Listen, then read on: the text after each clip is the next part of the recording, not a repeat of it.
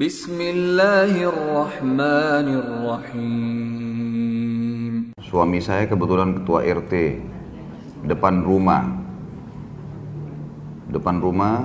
Suami saya kebetulan ketua RT, tetangga depan rumah adalah non-muslim. Apa yang harus kami lakukan apabila tetangga depan rumah mengalami musibah, meninggal dunia? Kalau dia masih sakit, hanya sakit, nggak ada masalah. Non-muslim bisa kita jenguk kalau sakit.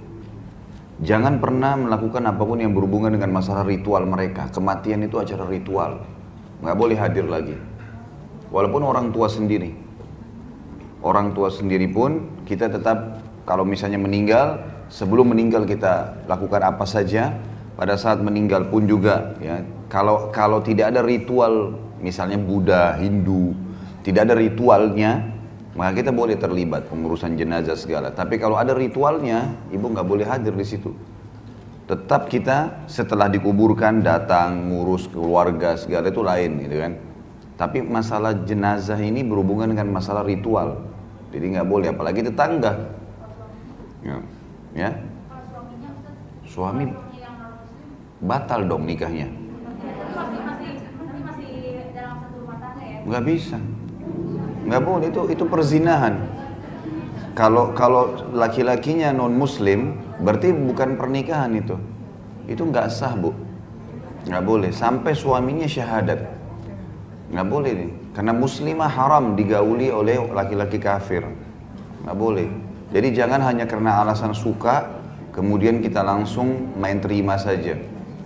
Pada saat kita masuk Islam, tapi kita menjalankan Islam, kemudian dalam beberapa tahun kembali lagi ke Murtad, batal pernikahannya. Jadi dia dianggap tidak bisa jalan. Makanya gini hadisnya. Zainab itu anak Nabi SAW, ya, perempuan. Kan anak Nabi ada 4 perempuan, ya. Ada Ummu Kalsum, ada Ruqayyah, ada Zainab, ada Fatimah, ya.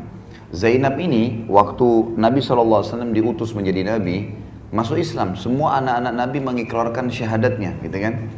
Tapi suaminya namanya As bin Abi As nggak mau syahadat.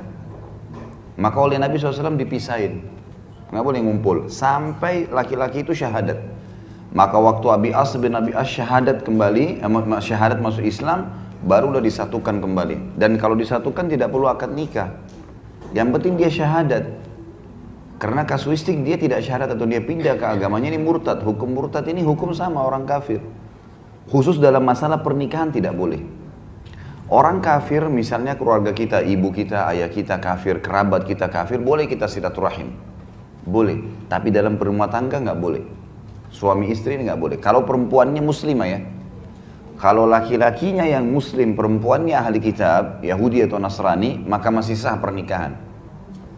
Kalau perempuannya yang Nasrani atau perempuannya yang Yahudi, asal dua agama ini, kalau Hindu, Buddha semua nggak boleh. Itu kembali ke surah Al-Ma'idah, surah nomor 5 ayat 5. Surah nomor 5 ayat 5 itu menjelaskan tentang bolehnya wanita ahli kitab dinikahi oleh seorang laki-laki muslim. Tapi tetap prioritaskan harus agama Islam kalau pernikahan. Tapi kalau sekali lagi, ya, ibu kita, ayah kita non muslim, kita harus bakti. Kerabat kita, saudara kita, kakak-kakak, misalnya ibu sendirian muslimah, mu'allaf, yang lainnya semua non muslim, tetap kita silaturahim. Tetap kita datang ke mereka, tetap kita santun, tetap kita bantu, tetap kita jenguk. Tapi kalau sudah berbau ritual kayak diundang Natal misalnya, kita nggak boleh datang itu. Karena sudah mendukung ritual mereka. Acara kematian, ini sudah ritual namanya. Ya. Jadi kalau kayak ketua RT ini, dia tetap jalankan tugasnya. Sebagai tetangga, hak tetangga harus diberi, ya. Non muslim pun tidak boleh diganggu. Tetap, misalnya saya bukan RT, tetangga saya non muslim, tetap saya buat baik dengan dia. Nggak ada urusannya, tetap saya berbuat baik. Tetap kata hadis Nabi SAW, kalau kalian masak, lebihkanlah kuahnya, gitu kan. Bagikanlah kepada tetangga kalian. Non muslim pun dikasih. Ada non muslim tetangga kita sakit, boleh kita jenguk. Pokoknya jangan berhubungan dengan masalah ibadah mereka, itu saja.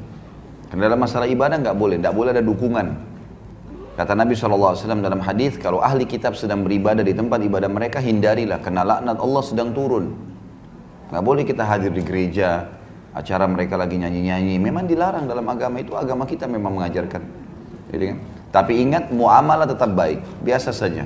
Kayak tadi misalnya kasus suami istri.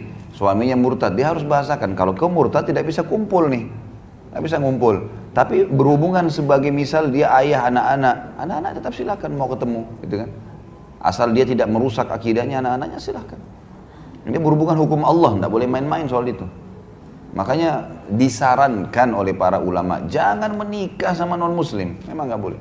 Apalagi perempuan nih, karena ibu-ibu pasti lemah. Perempuan itu akan tunduk dengan hukum suaminya.